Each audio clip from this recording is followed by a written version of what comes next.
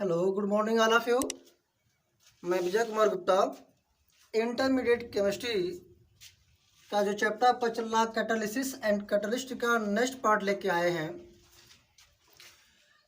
इस वीडियो में हम देखेंगे थेरीज ऑफ कैटालिसिस, उत्प्रेरण के सिद्धांत, यानी जो हमारे कैटलिस्ट हैं वो किस थ्योरी पे, किस सिद्धांत पे वो अपना कार्य करते हैं, इसके बारे में हम लोग जानेंगे। तो आइए, थ्योरीज ऑफ कैटालिसिस देखिए। जो कैटलिस्ट होते हैं, जो कैटालिसिस है, वो दो थ्योरियों पे अपना वर्क करते हैं। पहला उनका सिद्धांत होता है इंटरमीडिएट कंपाउंड फॉर्मेशन थ्योरी। ये थ्योरी फर्स्ट उनका थ्योरी है इंटरमीडिएट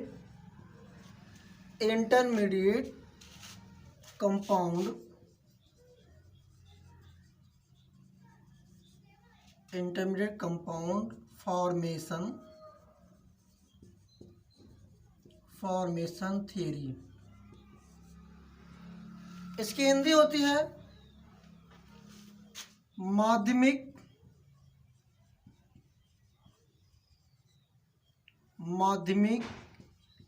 यौगिक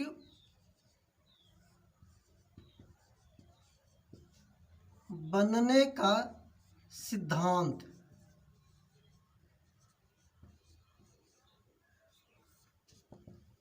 ठीक है, इंटरमीडिएट कंपाउंड फॉर्मेशन थ्योरी, माध्यमिक यौगिक बनने का सिद्धांत। देखिए, ये जो हमारा सिद्धांत है, ये सिद्धांत होमोजेनस कैटालिसिस पर लागू होता है। ठीक है ना। जो समांगी उत्प्रेरण आपने नेक्स्ट वीडियो में आपने पढ़ा था, वो समांगी उत्प्रेरण माध्यमिक यौगिक बनने के सिद्धांत पर कार्य करता है। इसमें होता क्या है, देखिए कि जब हमारे रिएक्टेंट दो हों तो उन दो रिएक्टेंट में से कोई एक रिएक्टेंट कैटालिस्ट से रिएक्शन करके इंटरमीडिएट कंपाउंड का फॉर्मेशन कर लेता है। वह इंटरमीडिएट कंपाउंड अब जो नेक्स्ट आपका रिएक्टेंट होता है उससे रिएक्शन करके प्रोडक्ट का फॉर्मेशन कर लेता है, और जो हमारा कैटलिस्ट होता है वो लास्ट में फ्री हो जाता है, अलग हो जाता है, जो कहते हो बना रहता है। इसी थ्योरी को हम कहते हैं इंटरमीडिएट कंपाउंड फॉर्मेशन थ्योरी। ठीक है ना। सपोज कर लीजिए कि हमारा ए और बी, ये दो हमारे रिएक्टेंट है, अभिकारक हैं। ये है अभिकारक, और ये सी हमारा उत्प्रेरक है, कैटालिस्ट है। ये है उत्प्रेरक है। ठीक है।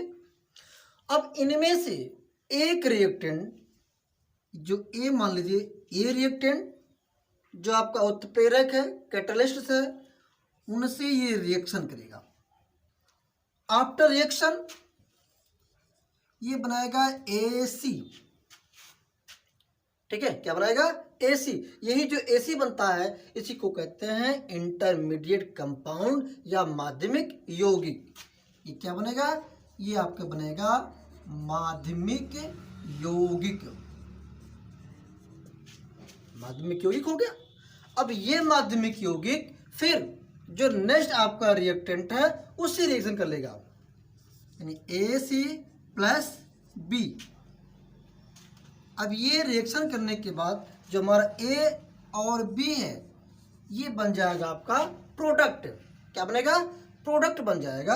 और जो हमारा C था, ये C जिसको हम कहते हैं कैटालिस्ट, यानी उत्प्रेरक, ये इस फॉर्म में अलग हो जाएगा। और ये भी क्या होगा? ये आपका होगा प्रोडक्ट, यानी उत्पाद होगा। और ये से क्या होगा? ये से आपका माध्यमिक यौगिक है, माध्यमिक यौगिक। बी क्या है, ये हमारा अभिकारक है, अभिकारक है। ये क्या है, ये भी हमारा अभिकारक है, अभिकारक है। सी क्या है, उत्प्रेरक है, उत्प्रेरक।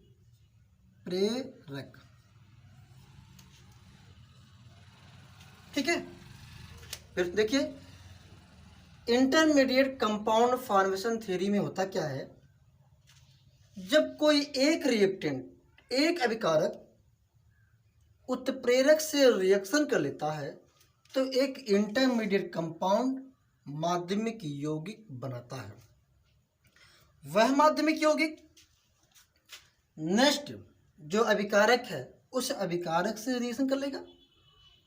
रिएक्शन करने के बाद जो हमारा कैटलिस्ट था, उत्प्रेरक था, जिस रूप में आपने यूज किया था वह उसी रूप में वो आफ्टर रिएक्शन अलग हो गया, और जो दोनों आपके रिएक्टेंट थे वो रिएक्शन करके प्रोडक्ट का फॉर्मेशन कर लेते हैं। आप नेक्स्ट वीडियो में आपने पढ़ा था कि जो हमारे कैटलिस्ट होते हैं आफ्टर रिएक्शन उनके केमिकल कंपोजिशन में, उनके क्वांटिटी में किसी प्रकार का कोई चेंजिंग नहीं होता है। ठीक है, तो ये आपका है इंटरमीडिएट कंपाउंड फॉर्मेशन थ्योरी, और ये जो हमारी थ्योरी है ये समांगी उत्प्रेरण पर फॉलो करता है। ठीक है, नोट कर लीजिए। आइए इसका एग्जांपल हम देखते हैं।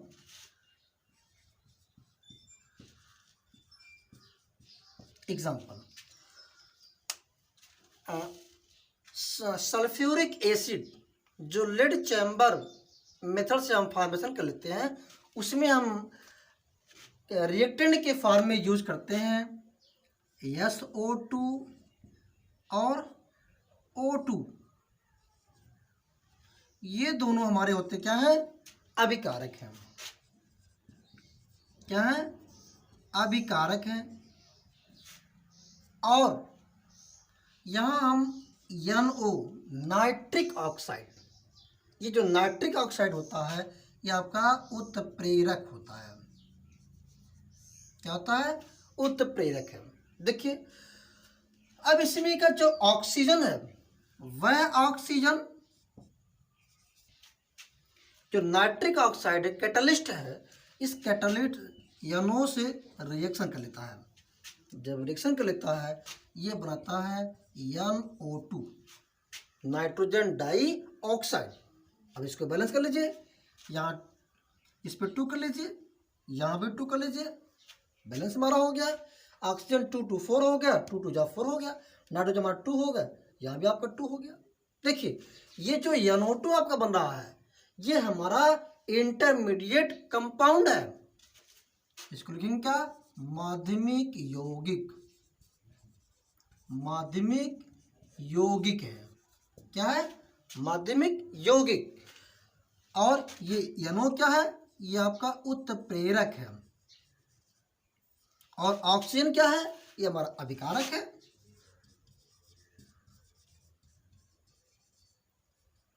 अभिकारक है।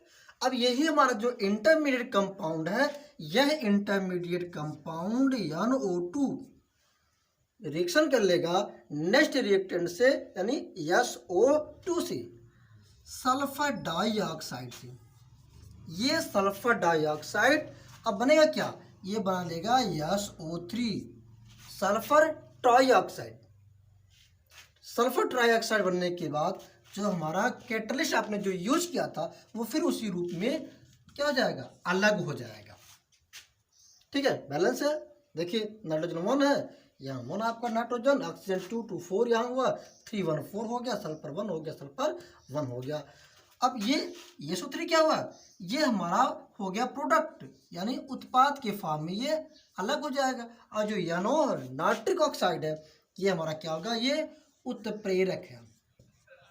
उत्प्रेरक है। सल्फर डाइऑक्साइड क्या है, ये हमारा अभिकारक है। अभिकारक हो गया। और NO2 क्या है, NO2 हमारा माध्यमिक यौगिक है।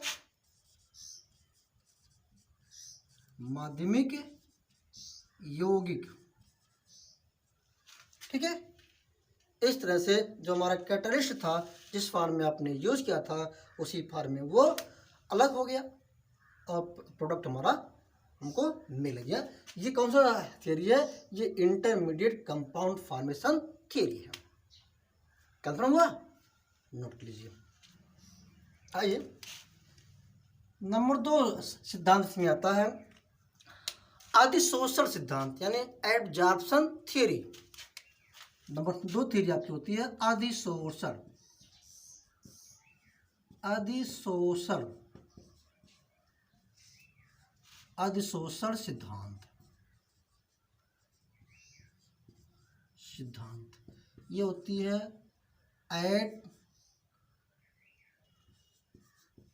Absorption theory.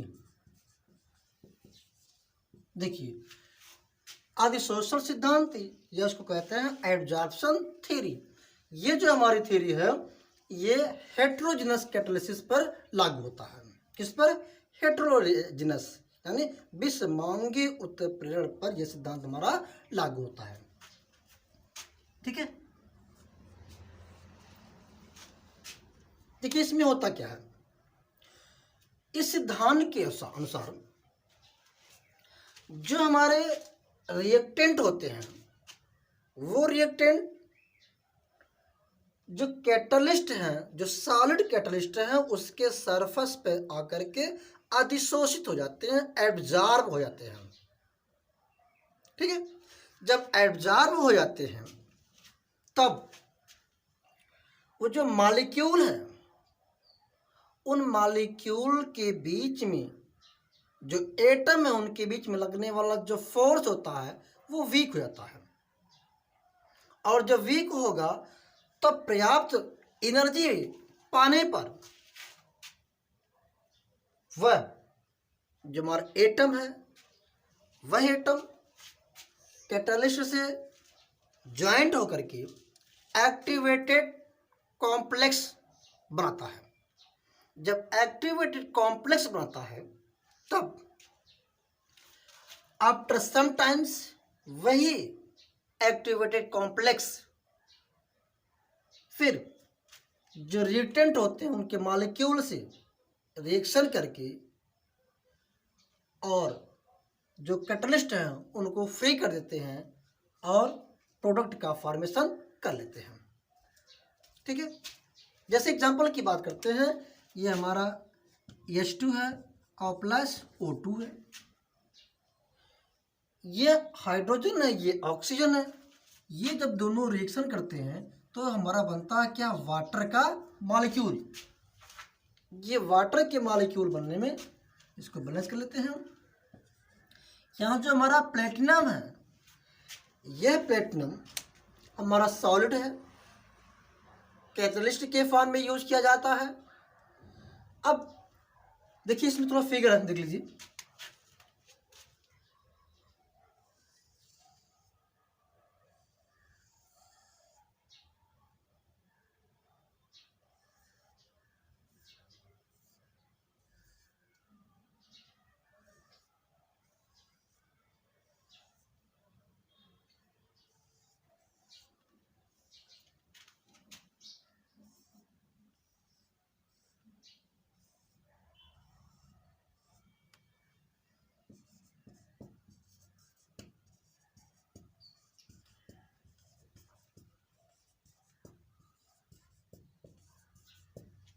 ठीक है, देखिए ये हमारा जो प्लेटिनम है ये सॉलिड है।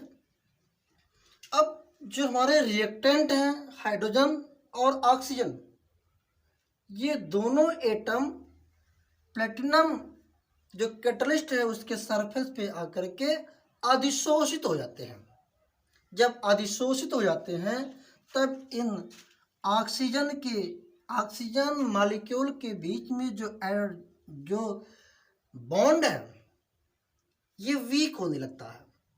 जब वीक होने लगेगा तो ये हाइड्रोजन यहाँ से फ्री होने लगते हैं और यही कंडीशन हाइड्रोजन के मॉलिक्यूल में होता है। यहाँ हाइड्रोजन मॉलिक्यूल के बीच में जो बॉन्ड है वह बॉन्ड भी वीक होने लगता है।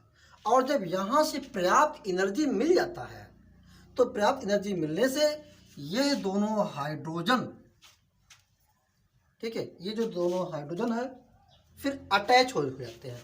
हाइड्रोजन और ऑक्सीजन कंबाइन हो जाते हैं और कंबाइन होकर के वाटर का मॉलिक्यूल का फॉर्मेशन कर लेते हैं और प्लेटिनम को क्या करते हैं, फिर वो फ्री कर देते हैं। तो ये हमारा रहा अधिशोषण सिद्धांत, एब्जॉर्प्शन थ्योरी। एक बार और देख लीजिए। ये सिद्धांत विषमांगीय उत्प्रेरण की व्याख्या करता है। इस सिद्धांत के अनुसार फर्स्ट ऑफ ऑल जो हमारे रिएक्टेंट हैं वह रिएक्टेंट सॉलिड कैटलिस्ट के सरफेस पे आकर के अधिशोषित हो जाते हैं। जब अधिशोषित हो जाते हैं इस टाइम इन मॉलिक्यूल के बीच में जो अट्रैक्शन फोर्स है, यानी जो बॉन्ड है, जिसको कहते हैं कोवेलेंट बॉन्ड, ये बॉन्ड वीक होने लगते हैं। और जब वीक होने लगते हैं तो इन मॉलिक्यूल से जो एटम है वो फ्री होने की कंडीशन में आ जाते हैं और इन दोनों अभिकारक के एटम्स परस्पर रिएक्शन कर लेते हैं और रिएक्शन करने के बाद वाटर के मॉलिक्यूल का फॉर्मेशन कर लेते हैं। ठीक है, तब कर लेते हैं और ये जो प्लेटिनम है सॉलिड हमारा जो कैटलिस्ट था वो क्या होता है, वो फ्री हो जाता है। ये आपका है कैटलिस्ट, कैटलिस्ट सरफेस। ठीक है, ये आपका होता है एब्जॉर्ब मॉलिक्यूल्स, एब्जॉर्ब्ड मॉलिक्यूल्स। ठीक है, कंफर्म हुआ ना, बना लीजिए फिगर। आइए इसके बाद हम नेक्स्ट हेडिंग आप पढ़ रहे हैं, बहुत ही इंपॉर्टेंट है, एंजाइम कैटालिसिस। ठीक है, क्या है, एंजाइम, एंजाइम कैटालिसिस। देखिए एंजाइम कैटालिसिस क्या है। अब एंजाइम कैटालिसिस जानने से पहले हमको जानना होगा व्हाट इज एंजाइम। एंजाइम क्या है। देखिए एंजाइम उच्च अणुभार के नाइट्रोजनस युक्त जटिल कार्बनिक यौगिक प्रोटीन है।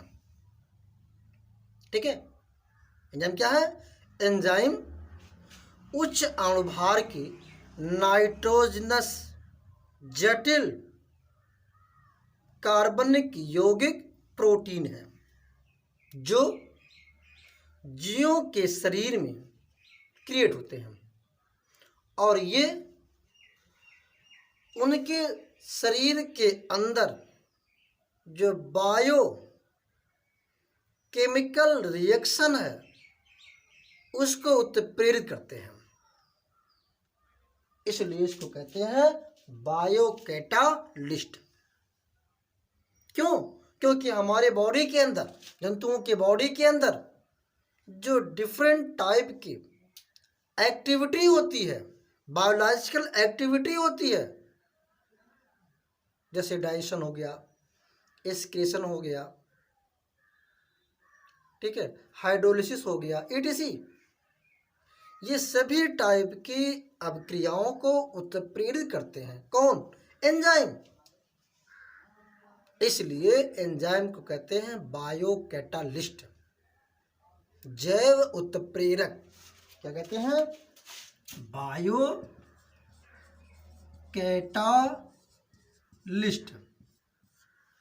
ठीक है, क्यों, क्योंकि हमारे शरीर के अंदर की बायोलॉजिकल एक्टिविटीज को उत्प्रेरित करता है, इसलिए इसको कहते हैं बायोकैटालिस्ट। ठीक है, एंजाइम क्या है, बहुत इंपॉर्टेंट है एंजाइम। कई बार आपके एग्जाम में पूछा गया है व्हाट इज एंजाइम। तो एंजाइम हमने आपको बताया है, एंजाइम उच्च अणुभार के नाइट्रोजनस जटिल कॉम्प्लेक्स जिसको कहते हैं कार्बनिक यौगिक प्रोटीन है जो बायोलॉजिकल एक्टिविटी को उत्प्रेरित करते हैं, इसलिए इसको कहते हैं बायोकैटालिस्ट। ठीक है। और ये भी जो एंजाइम उत्प्रेरण होता है ये भी विषमांगी उत्प्रेरण भी है। जो एंजाइम हमारे हैं वो एंजाइम हेट्रोजिनस कैटालिसिस पर फॉलो होते लागू होता है। ठीक है। अब आइए देखते हैं कि एंजाइम उत्प्रेरण के एग्जाम्पल।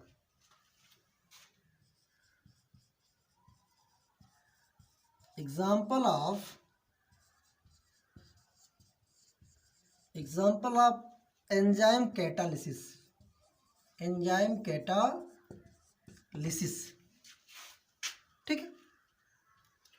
फर्स्ट आपका एग्जाम्पल आता है इसमें बहुत फेमस एग्जाम्पल है जो हमारे आपकी बॉडी में होता है, hydrolysis of sucrose. Hydrolysis of sucrose by invertase enzyme. इसमें आता है hydrolysis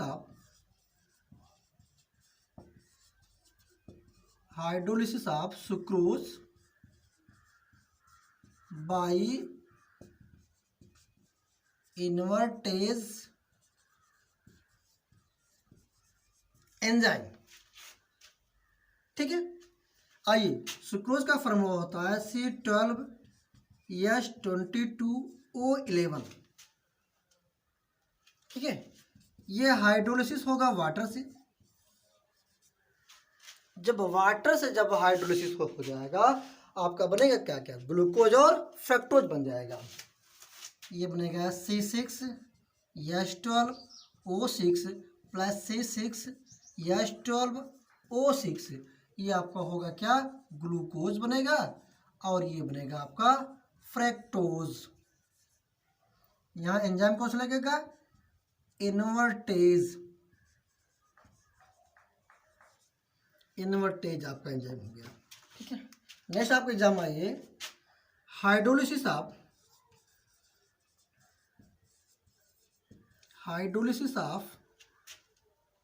starch diastase enzyme. Diastase enzyme क्या बनाएगा, माल्टोज, यानी C6H12O6। ये आपका बनेगा माल्टोज। यहाँ लगाएंगे डायस्टेज।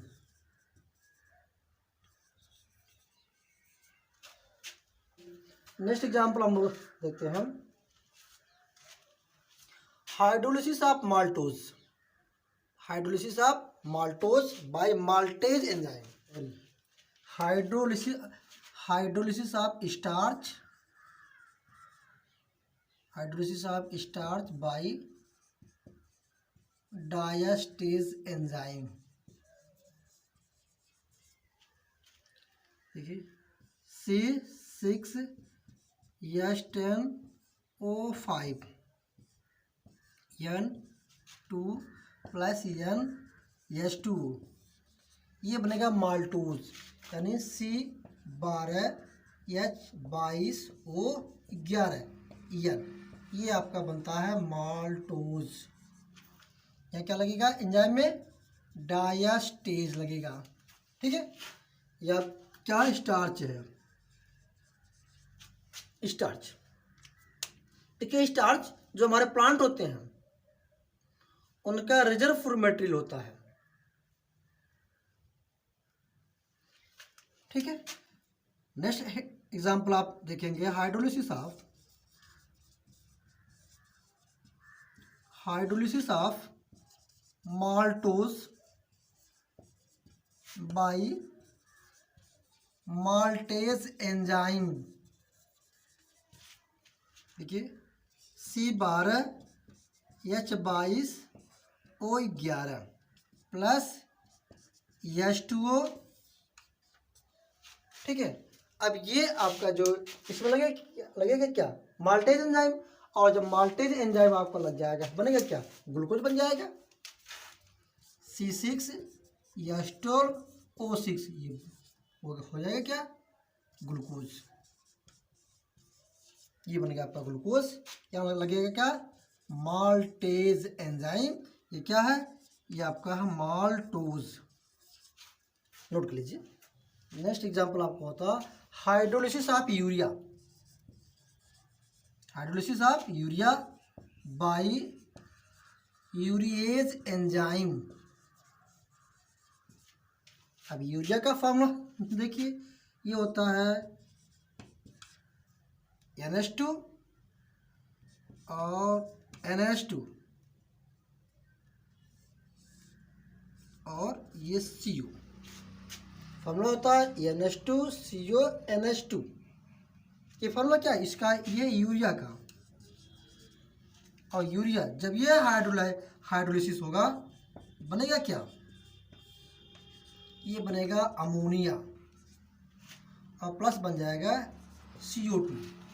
इसी को बैलेंस कर लीजिए, 2 नाइट्रोजन है यहाँ 2 कर दीजिए। ठीक है, बैलेंस हो गया। देखिए नाइट्रोजन 2 हो गया, नाइट्रोजन 2 आपका हो गया। हाइड्रोजन कितना है आप 2 2 4 2 6 2 3 जा 6।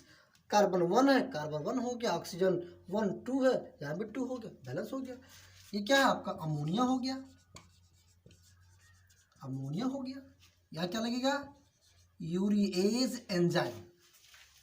ठीक है, ऐसे बहुत भी आपको एंजाइम के एग्जाम्पल मिलेंगे, नोट कर लीजिए। आइए नेक्स्ट हेडिंग आप जानते हैं बहुत इंपॉर्टेंट ये भी है, एंजाइम उत्प्रेरण की विशेषताएं।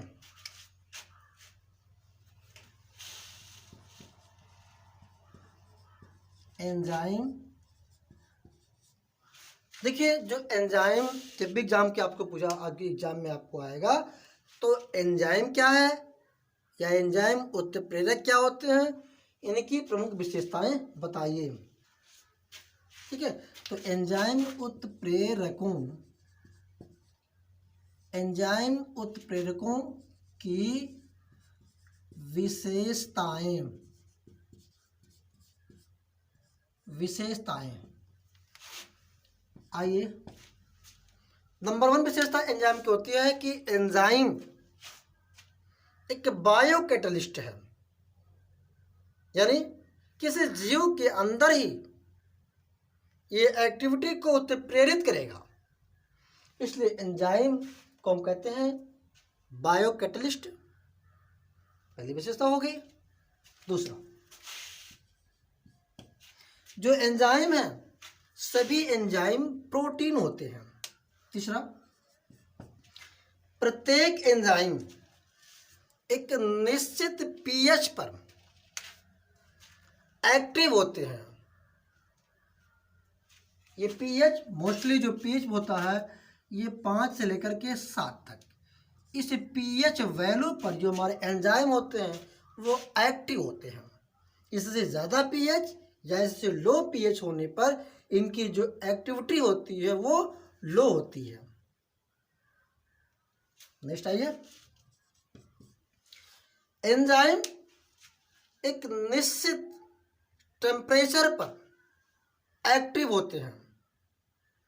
ये टेम्परेचर मोस्टली 25 से लेकर के 37 डिग्री टेम्परेचर पर एक्टिव होते हैं, जिसको कहते हैं ऑप्टिमम टेम्परेचर।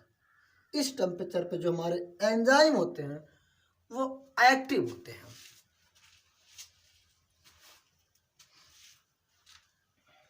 ठीक है, इस तरह से एंजाइम की विशेषताएं हो गई हैं। आप जानेंगे कि mechanism of enzyme catalysis. Enzyme catalysis की मैकेनिज्म क्या, क्रिया विधि क्या है, या इसकी हिंदी होती है एंजाइम, एंजाइम उत्प्रेरण की क्रिया विधि।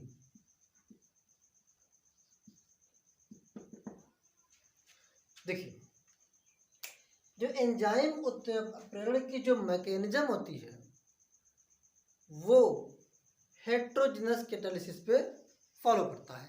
यानी एंजाइम कैटालिसिस जो होता है ये हेट्रोजिनस कैटालिसिस पर फॉलो करता है, डिपेंड करता है, उसके अंतर्गत ये आता है। देखिए इसमें होता क्या है, जो एंजाइम हमारे होते हैं, एंजाइम जो सॉल्यूशन है, विलयन है, वह विलयन कोलाइडी अवस्था में होते हैं और इनके सरफेस पे एक्टिव सेंटर होते हैं और इसी एक्टिव सेंटर पर जो सबस्ट्रेट होते हैं वो आ करके इस प्रकार सेट होते हैं जैसे कि ताले में आकर के कुंजी सेट हो जाती है। इसलिए एंजाइम उत्प्रेरण की इस विधि को हम कहते हैं ताला कुंजी का सिद्धांत, यानी लॉक एंड की थियरी। ठीक है ना, एक बार फिर से देख लीजिए। एंजाइम की जो उत्प्रेरित अभिक्रियाएं होती हैं वो हेट्रोजिनस कैटालिसिस पर के अंतर्गत आती है। क्यों?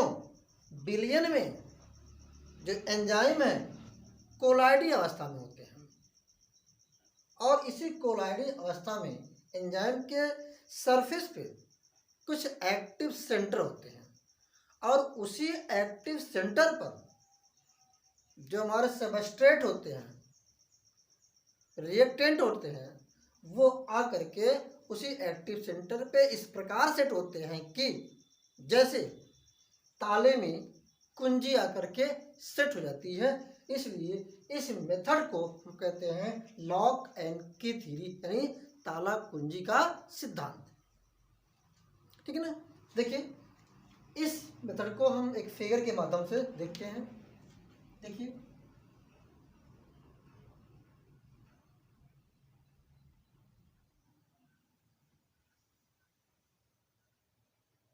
ये हो गया ES, enzyme activated complex. After sometimes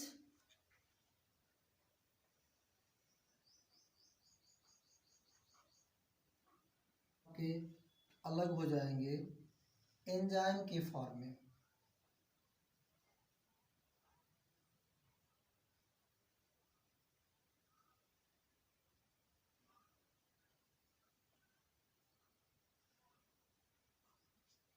plus P, ये हो गया एंजाइम, ये हो गया प्रोडक्ट।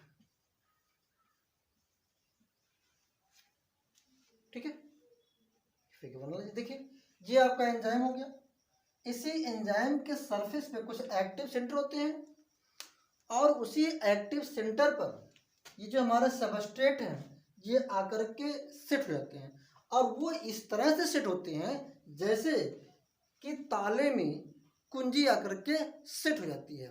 आफ्टर सम टाइम्स ये एंजाइम अलग हो जाएगा और सबस्ट्रेट कन्वर्ट हो जाएगा प्रोडक्ट में। इस तरह से ये प्रोसेस चलती रहती है। यही है mechanism of enzyme catalysis based on lock and की थ्योरी। ठीक है, फिगर बना लीजिए। नेक्स्ट हेडिंग है को एंजाइम। को एंजाइम